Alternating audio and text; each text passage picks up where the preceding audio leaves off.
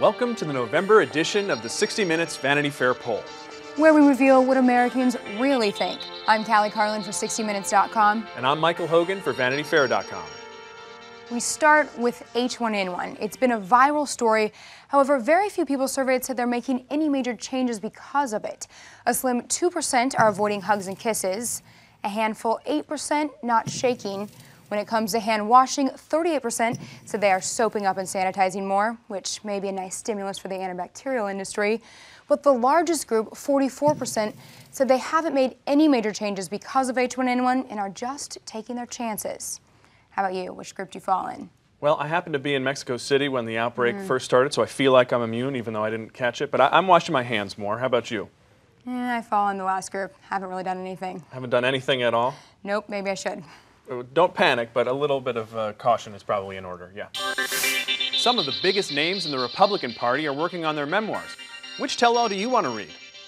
Well, it seems Vice President Dick Cheney may need a new day job.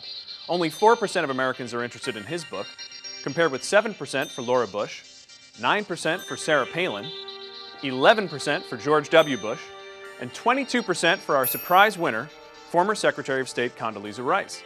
Maybe Americans are more interested in diplomacy than we thought, or maybe they're hoping for salacious details of her close friendship with former President Bush.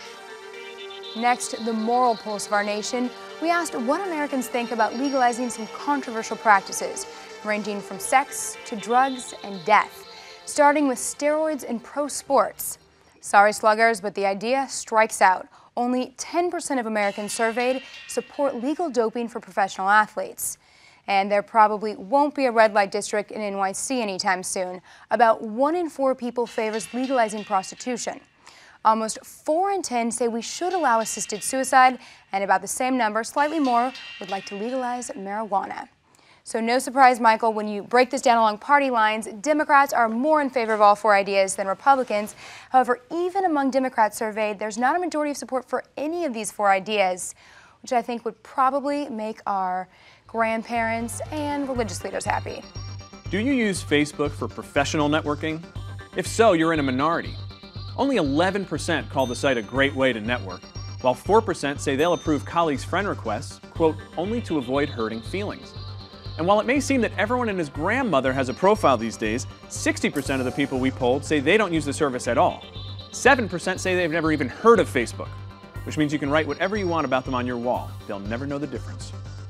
We asked which of these 4 events you believe will happen first, and there is not a lot of hope for peace in the Middle East. In fact, people have greater faith in the discovery of aliens. More than a quarter of people we surveyed believe that ending our dependence on oil will happen first, while 40% believe or maybe desperately hope a cure for cancer will happen before any of these others. Texas was in the news recently when Governor Rick Perry dropped a hint about seceding from the United States.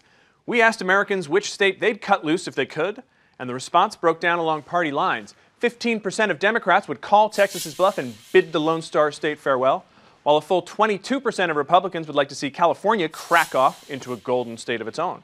But don't roll over yet, President Lincoln. A full 60% of respondents take the united we stand, divided we fall approach and want to see the union stay intact. What do you think, Callie, as a native Californian, about Republicans' hostility to your state?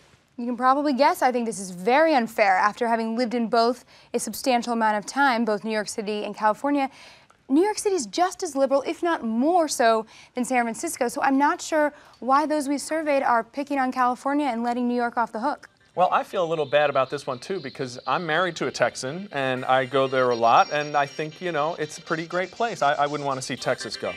Then again, I'm from New Jersey, so I can't really say anything about any other states. We're happy for them all to be with us. You can find a more detailed breakdown with all the results and take the poll for yourself on 60minutes.com. Plus, make sure to check out an exclusive preview of our Robert Pattinson cover story at VanityFair.com. Thanks for joining us. I'm Michael Hogan.